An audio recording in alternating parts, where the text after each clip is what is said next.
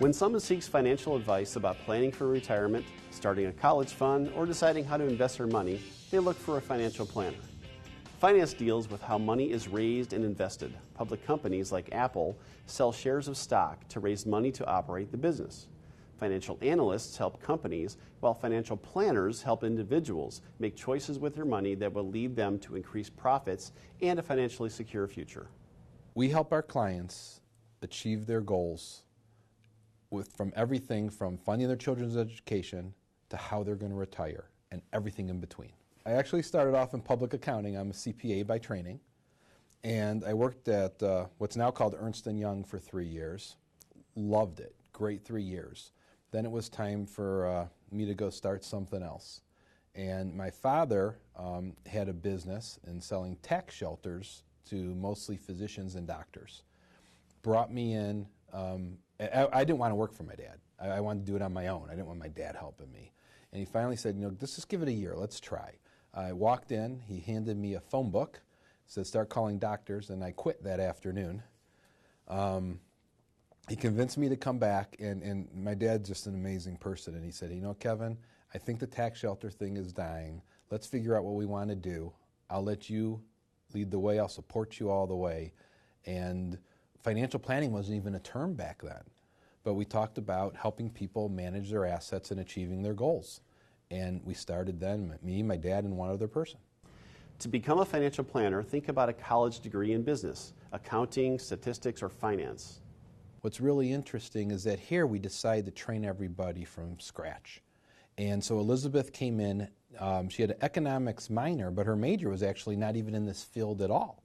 And she decided she wanted to head this way. Her dad was an economist and a teacher.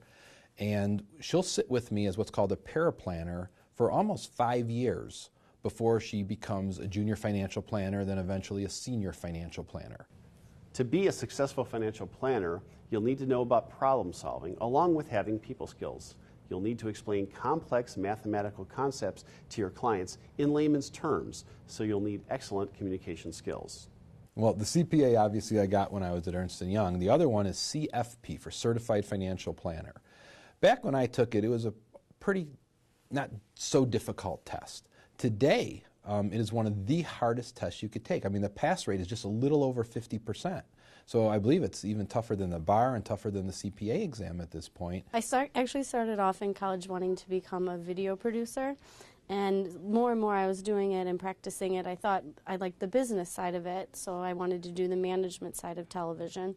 And then actually at Channel 3 is where I met Kevin, and from there I started to intern here and took my college degree more towards the finance and economics business side of it. In high school, you should take the college prep courses. 4 years of English, 3 years of math, 3 years of social studies, and 2 years of science. Some colleges also require a foreign language. You should also take an Introduction to Business course, computer courses, public speaking, pre-calculus, and economics if they're available. I think any type of economics course, like the 101, the whole supply and demand, and if you get that idea, it makes the financial world make a lot more sense. Some financial planners offer advice through a more unconventional method.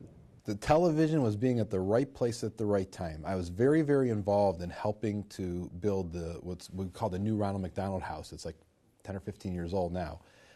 And I was the treasurer of the Capital Campaign. And Leon Bibb, an old-time Channel 3 anchor, came to interview me about why people want to put money away to charities. What's the advantage of doing it in December versus waiting to January? And the obvious answer is you get right off in your taxes right away. Well, they liked what they heard and said, hey, any chance you could come back next week and do a segment just on taxes? And I said, sure. And then they called me back and said, hey, we want to talk to you. And I told my wife, I think one of three things are going to happen. They're going to ask me to do it one more time. They're going to ask me to come permanently and do it for free. Or they're going to ask me to come permanently and pay them something. And any of those would have been fine. But they actually offered to compensate me for being their on-air financial expert.